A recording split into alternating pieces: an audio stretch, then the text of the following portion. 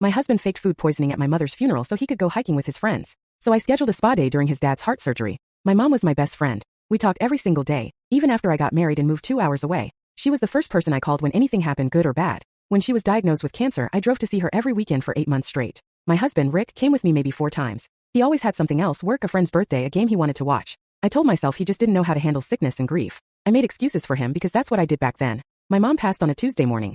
I was holding her hand when it happened. Rick was at home. He said hospitals made him uncomfortable. I called him crying.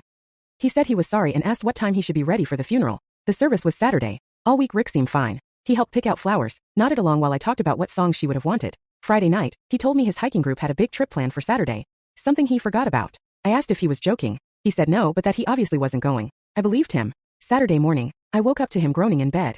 He said his stomach was destroyed, that it had to be food poisoning, sweating, clutching his gut, saying there was no way he could sit through a 2-hour service. I asked if he needed a doctor. He said no, just rest. I didn't have time to argue. I had to get ready to bury my mother. I kissed his forehead and told him to feel better. I went to the funeral alone. My dad asked where Rick was. I said he was sick. My aunt looked at me with pity. My cousins carried the casket. I cried through the whole service with no one to hold my hand. The reception was worse. Everyone kept asking about him. I kept saying food poisoning. When I got home that night, he was on the couch perfectly fine. He said he felt better and asked how it went. I told him it was hard. He said, that sucks, and asked what I wanted for dinner. 2 days later, I ran into his friend Doug's wife at the grocery store. She said she was surprised Rick made it to the hike after all. I asked what she meant. She said Doug told her Rick showed up Saturday morning, did the whole trail, got burgers after, and didn't get back until evening. I just stood there trying to process it. I asked if she was sure it was that Saturday. She said yes. There were pictures. I went home and asked Rick if he went hiking. He denied it at first, then got defensive. Said the trip had been planned for months and it wasn't a big deal, because funerals are depressing. He said I had my whole family there, so it wasn't like I was actually alone.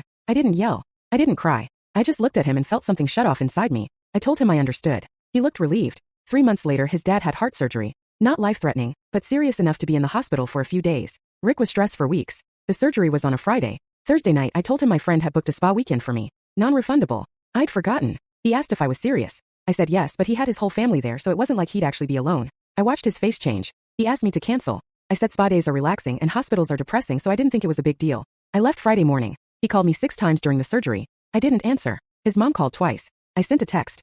Hope everything went well. It did. His dad recovered completely. When I got home Sunday, Rick was furious. Said I abandoned him during a family crisis. I told him now he knew how it felt. He tried to say it was different, his dad could have died. I told him my mom did die, and he went hiking. He didn't have a response. We're still married, but something broke that Saturday, when he chose a trail over my mother. He knows it. I know it. Every time he asks me for support, I think about standing at that grave alone. He's trying to make it up to me, but some things don't get fixed with apologies. My mom would have told me to forgive him. I'm not as good a person as she was.